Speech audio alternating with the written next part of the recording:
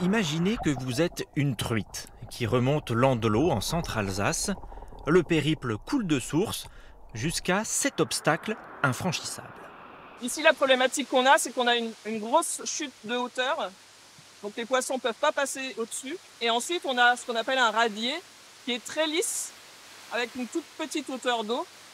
Et la truite, il faut quand même qu'il y ait 20 centimètres. Dans ces conditions, les services de la CEA ont imaginé une passe à poissons qui permettra de franchir ce dénivelé d'1,40 m. Un ouvrage réalisé en parallèle de travaux de consolidation sur le pont.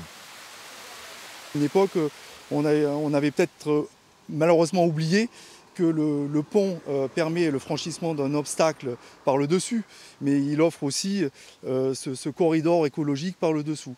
Et désormais, voilà, depuis plusieurs années, la façon de penser a dû s'adapter. En Alsace, 400 ponts gérés par la CEA doivent assurer la continuité écologique des cours d'eau. Ils ne doivent empêcher ni la circulation des poissons, ni le transit des sédiments. La collectivité engage des travaux au fur et à mesure, comme ici à Wörth.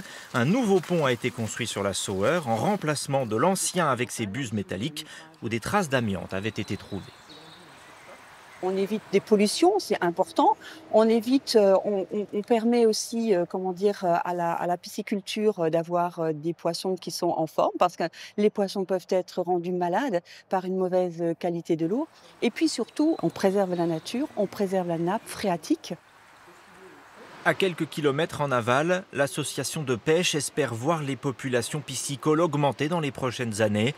En parallèle, des banquettes végétalisées ont été installées. L'objectif, c'est d'améliorer le transport sédimentaire en réduisant le lit de la rivière, ce qui augmente la hauteur d'eau et accélère la vitesse. À Rhino, c'est un ouvrage d'une toute autre dimension qui se prépare sur le Rhin. Autour de la centrale hydroélectrique, une passe à poissons d'1 kilomètre de long, parmi les plus grandes d'Europe, est en phase de test. Un défi pour EDF qui conçoit des passes à poissons depuis les années 80. À chaque fois, ça nécessite de s'adapter à chaque site. Ça nécessite de s'adapter aux espèces présentes, ça nécessite de s'adapter à la configuration de la rivière, à la configuration de la centrale. Un outil sur mesure donc nécessaire aux espèces locales et aux saumons en migration pour franchir les 13 mètres de dénivelé du barrage. 2 entrées ont été prévues sur chaque rive. Pour que le poisson s'engage dans le dispositif, il a besoin d'un débit, d'une vitesse, en corrélation avec le débit principal qui sort de l'usine. Donc initialement, il est attiré par ce débit et après, à chaque étape du processus, il a besoin d'un nouveau débit pour continuer son processus dans la passe.